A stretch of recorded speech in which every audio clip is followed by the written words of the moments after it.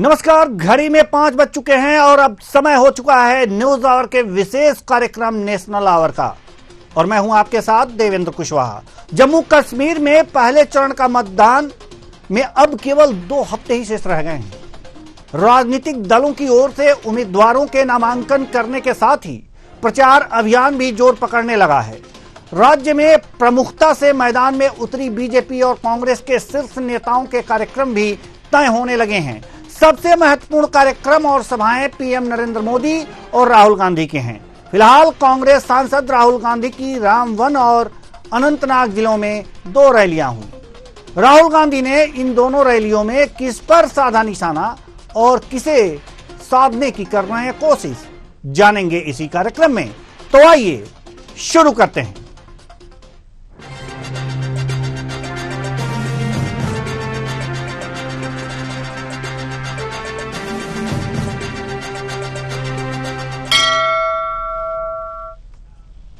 जम्मू कश्मीर के रामबन में नेता प्रतिपक्ष राहुल गांधी ने गठबंधन की जीत का दावा किया। साथ ही साथ एलजी पर निशाना साधते हुए उन्हें राजा की संज्ञा दी। वहीं बीजेपी और आरएसएस पर नफरत फैलाने का आरोप लगाया। तो आइए शुरू करते हैं राहुल की ललकार।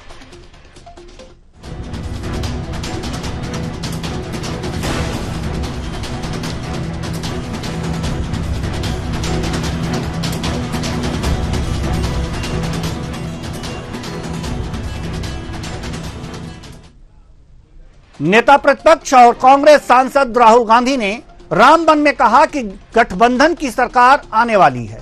यह निश्चित होने जा रहा है। वहीं जम्मू कश्मीर के एलजी को राजा बताते हुए उनकी आलोचना की।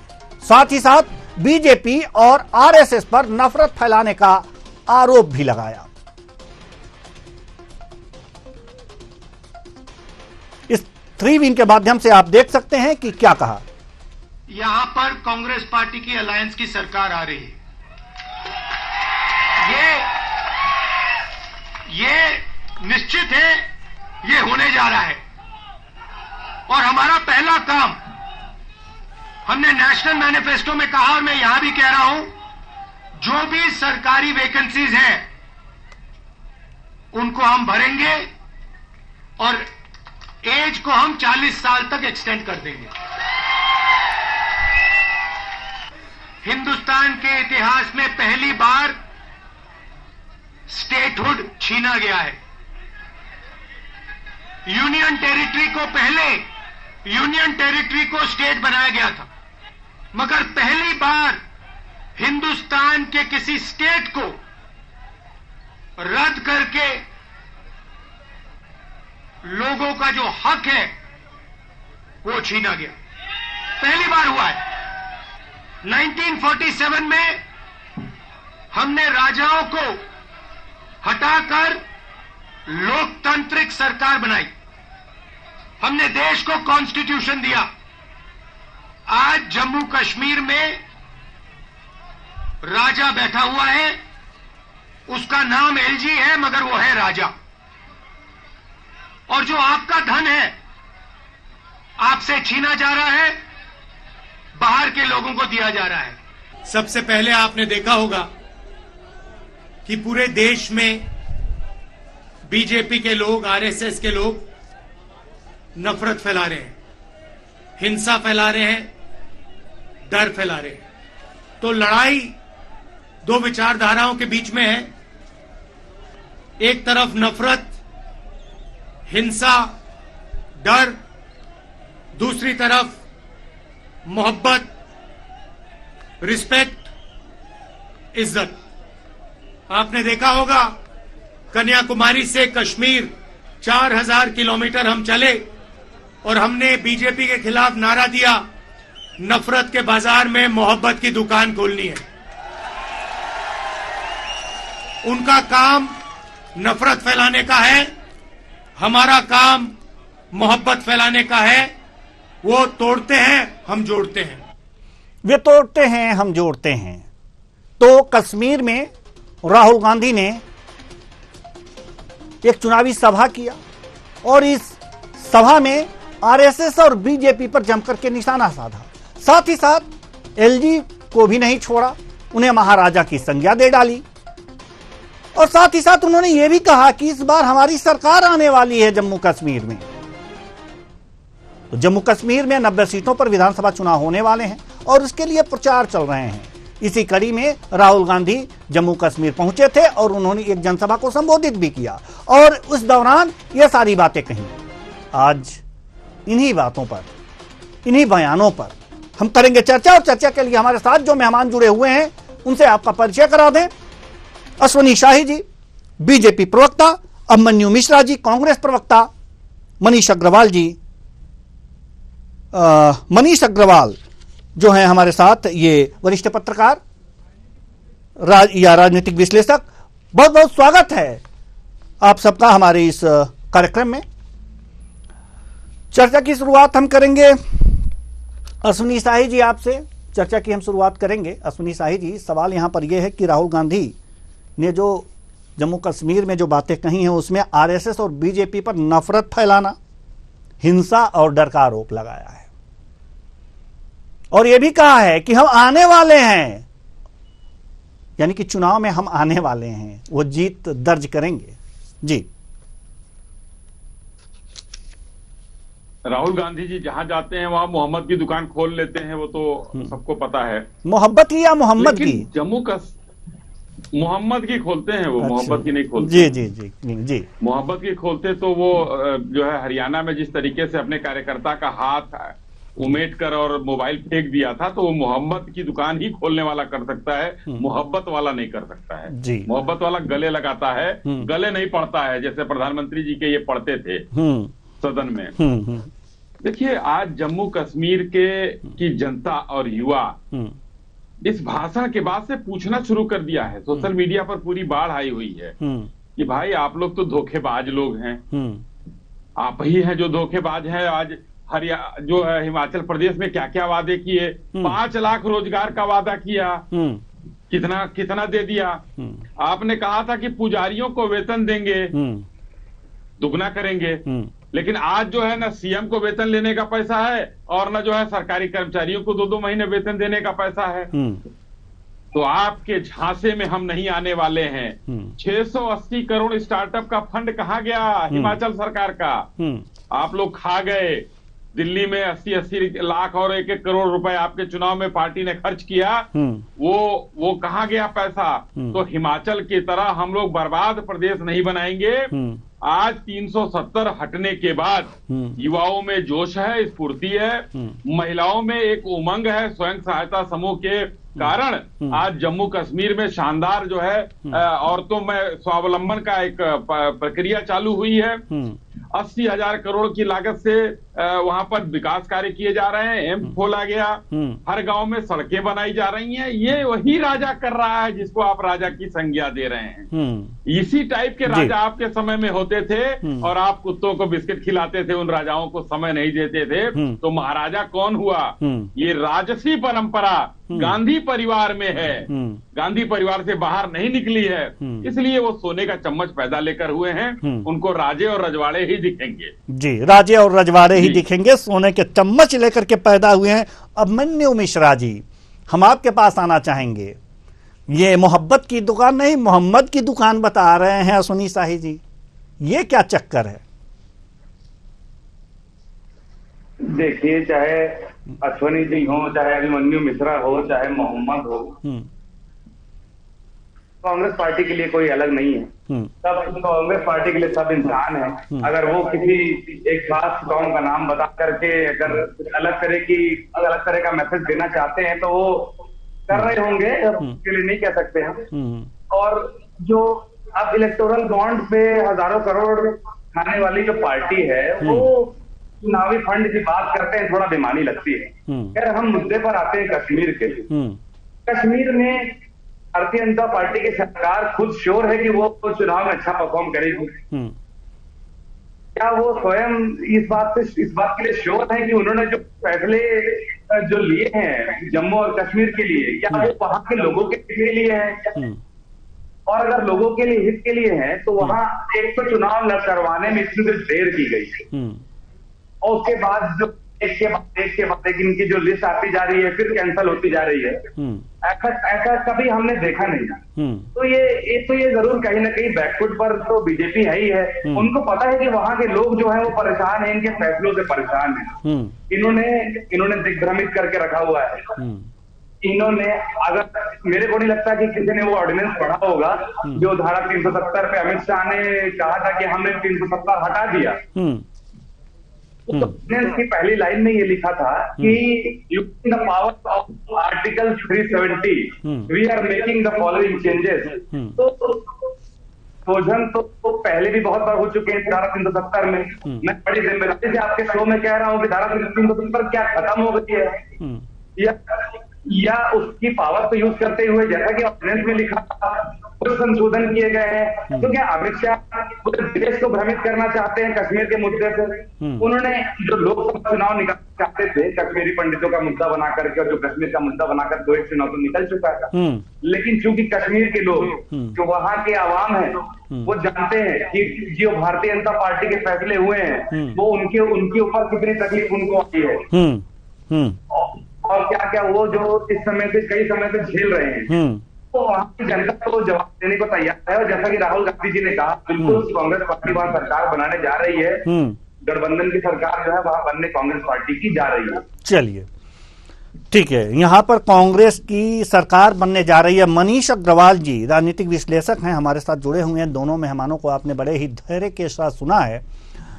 मनीष जी, सवाल यहां पर यह है कि राहुल गांधी जिस विश्वास के साथ कह रहे हैं कि हमारी ही सरकार आने वाली है, तो क्या यह मान लिया जाए कि बीजेपी जो दावे कर रही है या फिर जो कश्मीर में उन्होंने किया है उसका कोई प्रभाव नहीं, उसका उल्टा प्रभाव पड़ेगा? या दावे में कितना दम है? क्या दावे में इसलिए दम है कि कांग्रेस और नेशनल कॉन्फ्रेंस मिलकर के चुनाव लड़ रही है, जो कि अगर जो देखा जाए आंकड़ा पिछले साल का, मतलब जो पिछले चुनाव का कह सकते हैं, साल का नहीं, पिछले चुनाव का 2014 का, तो उसमें नेशनल कॉन्फ्रेंस ने 20.77% वोट प्राप्त किया था और कांग्रेस ने 18.01%। तो क्या ये सब आंकड़े जोड़ करके कहे जा रहे हैं या ऐसे ही कहे जा रहे हैं राहुल गांधी जी के द्वारा? क्या लगता है आपको अब तक? 370 हटने के बाद पहली बार होगा।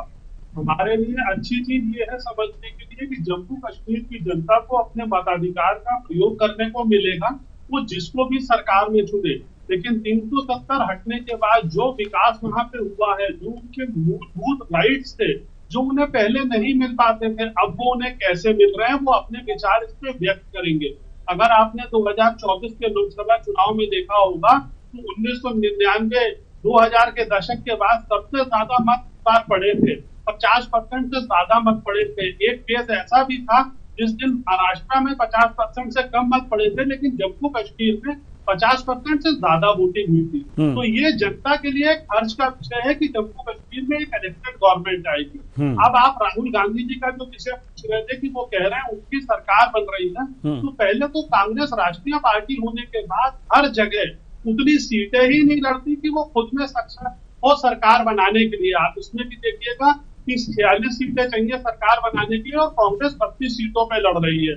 तो हर जगह वो अपने स्टेट पार्टनर पे रिलाई कर रही है। दूसरी चीज हमें ये देखना होगा कि राहुल गांधी जी 99 सीट पाकर भी लोकसभा चुनाव में अपने को विजय महसूस कर रहे हैं। अगर आप डेटा उठा के देखेंगे तो 1984 के बाद कांग्रेस को आज तक सेंट्रल में कभी भी 240 सीटें नहीं मिली और भाजपा को तीसरी बार इस चुनाव में जो उन्होंने बेहतर प्रदर्शन नहीं करा उसके बाद भी 240 सीटें मिली थी। तो हमें जनता के मैंडेट का सम्मान करना चाहिए। अब गणित अलग है, मैंडेट अलग है। आप देखिए किसको किस तरीके से वोट देना चाहती है। जम्मू कश्मीर की जनता क्या उन चीजों को पसंद करती है, उन चीजों को कैसे लेती है। लेकिन अभी तक ये लगा है कि जम्मू कश्मीर की उन चीजों को बहुत अच्छे ढंग से ले रही है जो राइट उनके पास नहीं थे। मुझे बड़ी खुशी होगी अगर राष्ट्रीय नेता जो वहां रैली करने जाते हैं वो जनता में 300 समर्थन की 370 की भावना के बारे में अगर करे, उस बदलाव को देखने की कोशिश करे जो जम्मू कश्मीर में आया है, तो वो ज्यादा अच्छा होगा। बाकी पॉलिटिकल पार्टी अपनी पॉलिटिकल पोजिशनिंग करती, कांग्रेस को ये भी जवाब देना पड़ेगा कि नेशनल कॉन्फ्रेंस का जो मैनिफेस्टो है क्या वो उससे एग्रीड है, क्या वो नेशनल कॉन्फ्रेंस के मैनिफेस्टो का सपोर्ट करते हैं, क्या वो 370 धारा को रिव्यू करेंगे जब वो कभी देश में आते हैं, या प्रदेश की सरकार बनने के बाद उसका समर्थन करेंगे या विरोध करेंगे। ये कुछ मुद्दे ऐसे हैं जो अभी एक कांग्रेस की रैली हुई है, जब बीजेपी की रैली होगी तो ये मुद्दे खुल के आएंगे और तब कहीं ना कहीं शायद हम लोग को इन चीजों का जवाब मिल सके कि क्या पॉलिटिकल पार्टीज का इस पे कंसेंसस है। नेशनल कॉन्फ्रेंस का तो मुझे नहीं लगता इस पे कोई कंसेंसस होगा कि कश्मीर को स्टेटहुड वापस मिले, ये तो हम सब चाहते हैं, लेकिन क्या कश्मीर उन पुरानी स्थिति में पहुंचे? आज आप देखिए कश्मीर में कितना बदलाव है। कश्मीर में सिनेमा थिएटर एक स्वप्न हुआ करते थे, आज जम्मू कश्मीर में सिनेमा थिएटर्स चल रहे हैं। तो हमें इन चीजों को पता होगा कि ये चुनाव पुरानी घटनाओं की पुनरावृत्ति की ओर अग्रसर ना हो। जो वहां पे चेंज आया है उसके लिए वोट मांगा जाए और जनता जिसको चाहेगी उसको चुन के भेजेगी, ये मताधिकार जनता के पास है। लेकिन उनके ऊपर फिर से पुराने निर्णय उसी स्थिति में जाने का, जैसे नेशनल कॉन्फ्रेंस अपने मैनिफेस्टो में कह रही है, वो चीजें मुझे लगता है देश के हित में नहीं है और किसी भी राजनीतिक पार्टी को ऐसे मुद्दों का समर्थन नहीं करना चाहिए जो लार्जर डेमोक्रेसी के ना हो। आप अपने व्यक्तिगत हित देखिए, चुनाव जीतिए, चुनाव हारिए, चुनाव होते रहेंगे, लेकिन देश राष्ट्र जो है वो सर्वोपरि है। तो राष्ट्र में जो नीतियों का पालन होना चाहिए वो जरूर होना चाहिए। प्रदेश में चुनाव होते रहेंगे। अभी आप देख रहे होंगे कांग्रेस के प्रवक्ता के साथ बीजेपी के प्रवक्ता ने हिमाचल का जिक्र करा था। आप देखिए हिमाचल सरकार की अर्थव्यवस्था कहाँ पे पहुंच गई है। हिमाचल आज प्रत्येक व्यक्ति जो है वो कर्जे में है। जो 50 लाख करोड़ का कर्जा था वो हो गया। तो इन चीजों को भी देखना होगा कि अर्थव्यवस्था कैसे मजबूत होती है, क्योंकि वहां पांचवी शक्ति बन के उठता है और कुछ दिन बाद शक्ति बन के उभरेगा। तो राज्यों को उसमें परस्पर सहयोग करना पड़ेगा देश की सरकार को आगे बढ़ाने के लिए। जहाँ वहाँ पे कमियां हैं वहां तो उन्हें काम करना पड़ेगा, लेकिन फ्रीबीज और जनता के पास ऐसे मुद्दे लेके जाना जो प्रदेश के हित में ना हो, उसको सारी राजनीतिक अवॉइड करना चाहिए। धारा 370 में अपनी स्थिति स्पष्ट करके आगे बढ़ना चाहिए और जम्मू कश्मीर की जमहूरियत जो जनादेश देती है उसका सब पार्टियों को सम्मान करना चाहिए। जी बिल्कुल बिल्कुल। बारी तो अश्विनी शाही जी का है, लेकिन मनीष जी आपने एक बात कही बड़ी मार्के की, उसका जवाब लेने के बाद अश्विनी शाही जी माफ कीजिएगा, हम उसके बाद आपके पास आएंगे। अभिमन्यु मिश्रा जी के पास जाए बगैर मैं रह नहीं सकता। अभिमन्यु मिश्रा जी, एक बात तो मनीष जी ने बहुत मार्के की कही कि राष्ट्रीय पार्टी हैं आप, और अगर जो कहा जाए तो प्रमुख विपक्षी दल भी हैं, नेता प्रतिपक्ष हैं राहुल गांधी, सबसे पुरानी पार्टी कांग्रेस, और कहीं भी अगर जो अलायंस कर रही है तो बहुमत के लिए 46 सीटें चाहिए। 32 सीटों पे आप लड़ रहे हैं, कितना जीतेंगे कितना हारेंगे, जबकि नेशनल कॉन्फ्रेंस 51 सीटों पे चुनाव लड़ रही है। ये आपने अलायंस किया है। अपने आप को तो आप खुद ही कम आंक रहे हैं, फिर जीतने का सवाल ही कहां उठता है। देखिए, मैंने कहा कि गठबंधन की सरकार होने जा रही है और दूसरा ये कि समय समय के हिसाब से जो सिचुएशन होती है उसके हिसाब से पार्टियां अडॉप्ट करती हैं। कोई समय था कि भारतीय जनता पार्टी की 2 सीटें आया करती थी, एक भी सीट नहीं आया करती। एक समय था कि 400 पार कांग्रेस ने किया था राजीव गांधी जी के समय में। आज परिस्थितियां कुछ और है। हो सकता है हमसे कुछ गलतियां हुई होंगी, तभी जनता ने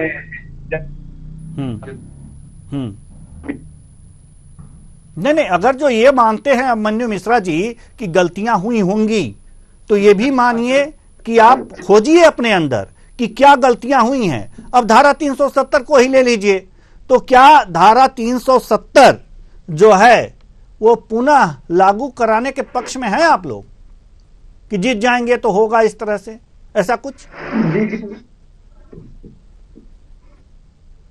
जी बिल्कुल। देखिए, आत्ममंथन तो पार्टियां हर समय समय पर करती रहती हैं। हाँ। चाहे वो स्टेट का चुनाव हो, चाहे वो राष्ट्रीय चुनाव हो, और दूसरा, जो थोड़े दिन पहले हमारे माननीय पत्रकार जी बात कर रहे थे कि किस जगह पे क्या क्या जो नियम लगते हैं, चाहे वो स्टेटहुड का नियम हो, धारा 370 हो, 35 हो, तो वहां की जो जनता है उनके इंटरेस्ट को मद्देनजर रख के वो व्यवस्थाएं वहां के लोगों के लिए की जाती हैं। हम सब देखते हैं कि रियासतों को जोड़ करके यूनिफाई करने का काम सरदार वल्लभ भाई पटेल ने किया। यूनिफाइड मॉडर्न इंडिया वो माने जाते हैं। और जो कश्मीर के राजा से भी बात करने का काम उन्होंने किया है, तो वो जो उनकी नीतियां थी, और मेरे ख्याल से भारतीय जनता पार्टी स्वयं उनकी सरदार वल्लभ भाई पटेल की नीतियों को मानती है और उनकी नीतियों पर चलने वाली पार्टी है।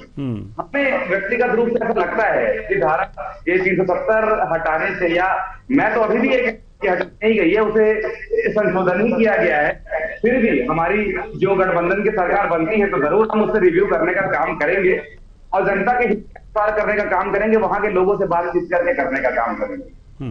तो चुनावी मुद्दा होगा ये कि पुनः इसे रिव्यू किया जाएगा। जी अश्विनी शाही जी, धारा 370 को रिव्यू करने की बात कांग्रेस कह रही है कि रिव्यू करेंगे अगर जो हमारी सरकार आई तो। जी देखिए देवेंद्र जी, हमारे मित्र कांग्रेस के प्रवक्ता ने 2-3 बातें कही। एक तो पहले छोटा सा एक अंश देता हूं कि इन्होंने इलेक्टोरल बॉन्ड की बात कही थी, तो मुझे लगता है कि कांग्रेस के पास 2000 करोड़ आए थे, वो वापस कर दिया इन लोगों ने, फिर इलेक्टोरल बॉन्ड की बात कर रहे हैं जी। अब आता हूं 370 पर। तो देखिए जो पार्टी अभी हमारे कोई बात नहीं, 12,000 करोड़ सीज नहीं कीजिए, अरे अब सुन लीजिए ना, अभी आपने वापस किया। जिसके घर शीशे के होते हैं वो दूसरे के घर पर पत्थर नहीं चलाता है। 2000 करोड़ आप लोगों ने भी लिया, पहले वापस करिए, फिर इलेक्टोरल बॉन्ड पर जो है दूसरे को सबाई दीजिएगा। इसलिए मैं कहना चाहता हूं, हमारे पत्रकार मित्र ने जो कहा कि वहां पर जो विकास हुए हैं, Congress great grand old party है। और देखिए किस तरीके से जाकर फारूक अब्दुल्ला जी के चरणों में नतमस्तक हो गई कि हम आपके साथ आ रहे हैं समझौता करने और आप हमारे को साथ में मिलाकर चुनाव लड़िए। तो कांग्रेस का तो वही का है स्थिति। देख लीजिए हर प्रदेश में, चाहे राजद से बिहार में देख लीजिए, समाजवादी पार्टी से उत्तर प्रदेश में देख लीजिए, डीएमके से जो है तमिलनाडु में देख लीजिए, हर जगह वही स्थिति है। ये दोयम दर्जे की पार्टी हो चुकी है। लेकिन माननीय कांग्रेस से क्या गलती हुई, हमारे भाई ने अभिमन्यु जी ने कहा, मैं कहता हूं कांग्रेस की सबसे बड़ी गलती राहुल गांधी है। वो हर जगह जाते हैं। अब देखिए 370 हटने के पहले माननीय मुरली मनोहर जोशी जी लाल चौक पर जाते हैं झंडा फहराने, कितना मशक्कत करना पड़ता है। माननीय प्रधानमंत्री जी जाते हैं, मशक्कत के बाद जाते हैं। आज वहां राहुल गांधी जी गए थे भारत तोड़ो यात्रा करते हुए, तो उन्होंने कहा ना आतंकवादी मेरी आंखों में देख रहा था, मैं उसकी आंखों में देख रहा था। यानी कि शांति सुकून है ना भाई, आप आतंकवादी की आंख में देख ले रहे हैं। ये कहां से लाते हैं, कहां से इतने महान महान लोग आ जाते हैं धरती पर। देखिए देश में 3 भाई पैदा हुए, जवाहरलाल नेहरू जी, जिन्ना और शेख अब्दुल्ला। इन तीनों ने झगड़ा किया और तीनों को 3 देश मिल गया। अब फारूक अब्दुल्ला सबसे सौतेले होंगे, हमको लग रहा है उनको छोटा सा शेख अब्दुल्ला साहब को मिल गया था कश्मीर, तो 370 दे दिया उनको। अब किसी तरीके से हमारे एजेंडे में था, हमने हटाया, तो कांग्रेस का तो रहा है। कांग्रेस तो चली गई थी कि सुप्रीम कोर्ट ना भी, देवेंद्र जी आपने देखा ही होगा, मनीष तिवारी जी सुप्रीम कोर्ट में लड़ रहे थे, कपिल सिब्बल भी लड़ रहे थे। तो उस 370 को रिव्यू करने के लिए फारूक अब्दुल्ला जी से उनको मिलना पड़ेगा, तो वो हो जाएगा। क्योंकि जिन भारत के पैसे पर पलने वाले उन आतताइयों के साथ ये लोग थे जो पाकिस्तान परस्त हैं, आज वो आतताई 90% जेलों में हैं या ईश्वर को प्यारे हो गए हैं। तो अब हम किसी को पालते नहीं हैं। वो यासीन मलिक को देखा था ना आपने, मनमोहन सिंह जी के साथ हाथ मिलाते हुए, वो आतंकी कहां है, जेल में है। उसकी बीवी पाकिस्तान में गुहार लगाती है जाकर, लेकिन हिम्मत नहीं है हिंदुस्तान में किसी नेता से गुहार लगाने की, क्योंकि अब ये सरकार थोड़ी दूजे किस्म की आ गई है जो किसी को बख्शेगी नहीं। और वहां जो हम कश्मीर के लोग हैं, उन कश्मीरियत के उसके साथ हम उनको बढ़ाएंगे। आज वहां पर हम डेवलपमेंट का जो एक आकार लेकर आए हैं वो हम दे रहे हैं उनके लोगों को। आज वहां के बच्चे खेलों में आगे बढ़ रहे हैं, सेना में भर्ती हो रहे हैं, महिलाओं को मैंने बताया स्वयं सहायता समूह का बहुत शानदार काम हो रहा है जी। हर गांव को सड़कों से जोड़ने का जो आज काम हम कर रहे हैं, जिससे आतंकवादी हटे वहां से। एक बार बताइए 370 के बाद पत्थर चला क्या? कहाँ गए ये? तो ये कांग्रेस चाहती है फिर से पत्थर चले, फिर से ये जो कश्मीर के जो 2-3 खानदान है, जो एक महबूबा कहती थी ना, ये झंडा उठाने वाला कोई नहीं मिलेगा। आज उनको उनका झंडा उठाने वाला कोई नहीं मिल रहा है वहां। और वहां पर लाल चौक पर मुहर्रम भी मनाया जा रहा है और 15 अगस्त और 26 जनवरी भी मनाया जा रहा है जी। तो बेहतर है वो राजा को वहां रहने दीजिए, ज्यादा अच्छा है। जी जी। अब मन्यु मिश्रा जी कुछ कहना चाह रहे हैं, उसके बाद मनीष जी के पास आ रहे हैं। जी जल्दी से अपनी बात रखिए, समय बहुत कम है सर। अब मन्यु मिश्रा जी, जी आप कुछ कहना चाह रहे हैं? जी अभिमन्यु मिश्रा जी आप अपनी बात रखिए। अभिमन्यु मिश्रा जी आप अपनी बात रखिए। तो चलिए अभिमन्यु मिश्रा जी तक हमारी आवाज नहीं पहुंच पा रही है। मनीष मिश्रा जी, माफ कीजिए, मनीष अग्रवाल जी। मनीष जी मैं कुछ बातें देवेंद्र जी सुन रहा था इनके जी आधे बीच के बाद इनकी बातें जो मेरी। हेलो, मेरी आवाज आ पा रही है आपको? जी जी आ रही है। जी जी मेरी आवाज आ पा रही है आपको? जी अभिमन्यु मिश्रा जी, जी जी अपनी बात रखिए आप। जी आप, जी हम सुन पा रहे हैं आपको, आप रखिए अपनी बात। जी अभिमन्यु जी हम सुन पा रहे हैं आपको, अपनी बात रखिए आप। चलिए हमारी आवाज अभिमन्यु मिश्रा जी तक नहीं जा पा रही है। मनीष अग्रवाल जी हम आपके पास आना चाहेंगे। वास्तव में अगर जो देखा जाए तो धारा 370 को लेकर के सभी पार्टियों को अपनी अपनी राय स्पष्ट करनी चाहिए, क्योंकि यह एक राजनीतिक मुद्दा है और इस मुद्दे को भुनाने का प्रयास भी किया जाएगा। अगर कश्मीर के परिप्रेक्ष्य में देखा जाए तो कांग्रेस क्या अपना रही है, क्या अपनाने वाली है? जी मनीष जी जल्दी से। देखिए, मैं आपसे बिल्कुल साफ कहना चाहूंगा कि धारा 370 पे आप किसी को अपनी राय रखने का अधिकार नहीं है। देश की सरकार ने पास करा है, सुप्रीम कोर्ट ने एंडोर्स करा है, अब उसमें कोई डिस्कशन नहीं बनता। आप राष्ट्रवाद की बात करेंगे, राष्ट्रहित की बात करेंगे, देश की नीतियों का विरोध प्रदेश के चुनावों में जाके नहीं करेंगे। जब एक मुद्दा हो गया, एक डिसीजन हो गया, सुप्रीम कोर्ट का एंडोर्समेंट हो गया, भारत की न्याय व्यवस्था का एंडोर्समेंट हो गया, भारत की पार्लियामेंट ने पास कर दिया, वो डिबेट का इशू नहीं है। डिबेट का इशू हमेशा इलेक्शंस में विकास, डेवलपमेंट होना चाहिए कि क्या अभी सही हो रहा है आगे और क्या उसमें बदलाव लाया जा सकता है। प्रदेश के चुनावों में राष्ट्रहित के मुद्दे डिस्कस नहीं होते हैं। यही चीज कांग्रेस को आज समझनी पड़ेगी। जब वो प्रत्याशी पार्टियों से जाके कोलैबोरेशन करती है तो उसके राष्ट्रहित के मुद्दे डाइल्यूट हो जाते हैं और वहां पे वो जूनियर और बी टीम के रूप में आ जाती है। वो अपने आप में पूर्ण बहुमत लाने में ही सक्षम नहीं है, तो वो सरकार में कैसे टर्म्स डिक्टेट करेगी? यही चीजों का ध्यान रखना चाहिए। 370 जो है अब एक पढ़ने का एजेंडा है, डेलिब्रेशन का एजेंडा है कि क्या उसमें अच्छा हुआ है जम्मू कश्मीर में, क्या और अच्छा हो सकता है। अब उसके वापस होने आने ना आने का कोई प्रश्न नहीं उठता। वो एक चीज हो गई है तो हो गई है। देश की व्यवस्था में वो बदलाव आ गया है। आप देख रहे होंगे पूरी दुनिया ने उस बदलाव को एक्सेप्ट कर लिया है।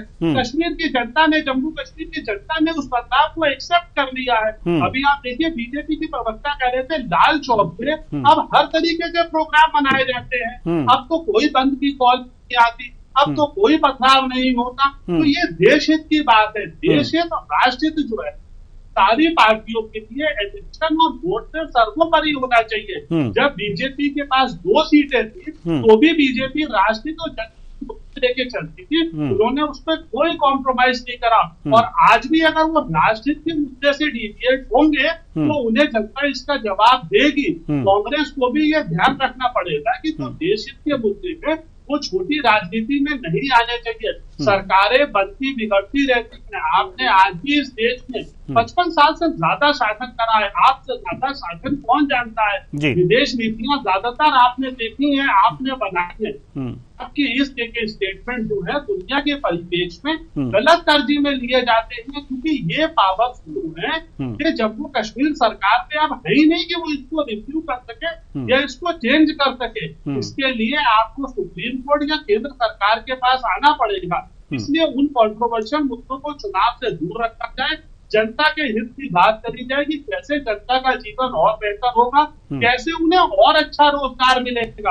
आज आप देखिए हेल्थ की जो सुविधाएं हैं, प्रधानमंत्री की ये जो योजना है 5 लाख वाली, वो वहाँ लोगों को मिल रही है ना, पहले लोगों को नहीं मिलती थी। जीवन का स्तर कितना अच्छा हो रहा है, महिलाओं को संपत्ति में अधिकार मिल रहा है, लोग खरीद बेच सकते हैं। जब लोगों को उन चीजों पे समस्या नहीं है, आज वहाँ की जनता 370 पे कोई चीज नहीं कह रही, तो पॉलिटिकल पार्टीज उसको डिस्कस करके अपनी रेस्पेक्ट देश के प्रति दिखाती है। कैसे देश हित में लिए गए निर्णय कभी भी डिस्कस नहीं होंगे, राष्ट्रीय परी है, लोकल मुद्दों पे आप चुनाव लड़िए, वहाँ पे आपका पूरा अधिकार है, आप भी प्रतिपक्ष के नेता हैं, आपको जरूर लड़ना चाहिए। और जो रूलिंग पार्टी की कमी है, तो इस समय भारत सरकार की कमी है, उनको उजागर करके देश हित में, विकास के हित में लगना चाहिए। लेकिन अगर आप ऐसे मुद्दे लड़ेंगे जो देश के हित में नहीं है, तो ये एकाध चुनाव छोटी मोटी जीत तो दिला सकते हैं, लेकिन लॉन्गर टर्म में आपको इसका खामियाजा भुगतना पड़ेगा। क्योंकि मैं बार बार ये कह रहा हूँ कि राष्ट्र सर्वोपरि है, भारत की जनता के हितों की रक्षा के लिए कोई भी कॉम्प्रोमाइज नहीं करा जाएगा, चाहे वो देश के अंदर हो, चाहे वो भारत की सीमाओं पर ही क्यों ना हो। जी बिल्कुल। और चूंकि अब समय नहीं है कि इस चर्चा को और आगे बढ़ाएं, बहुत बहुत धन्यवाद सभी मेहमानों का, आप आए और अपने अपने विचार साझा किए। तो कुल मिलाकर के देखा जा सकता है कि जम्मू कश्मीर में विधानसभा चुनाव होने वाले हैं और उसके लिए जो पार्टियां हैं अपने अपने नेताओं को भेजेंगी प्रचार करने के लिए, लेकिन उनमें जो सबसे महत्वपूर्ण बात यह है कि धारा 370 बहस का मुद्दा नहीं है, वो राष्ट्रहित की बात है, उस पर निर्णय लिए जा चुके हैं और सुप्रीम कोर्ट ने भी इसे राष्ट्रहित में देखा है। हाँ, उस पर यह अध्ययन किया जा सकता है कि उनमें और क्या क्या जो है ये निर्णय लिए जाने के बाद, धारा 370 हटाए जाने के बाद वहां पर क्या क्या अच्छे काम हुए हैं और क्या अच्छे तरीके से किया जा सकता है जिससे कि वहां की आम जनता लाभान्वित हो सके। हालांकि राजनीतिक पार्टियां बगैर धारा 370 के कोई बात करना ही नहीं चाहती, तो उन्हें इस बात को समझ लेना चाहिए कि राष्ट्रहित सर्वोपरि है। फिलहाल इस कार्यक्रम में इतना ही, मुझे दीजिए इजाजत, नमस्कार।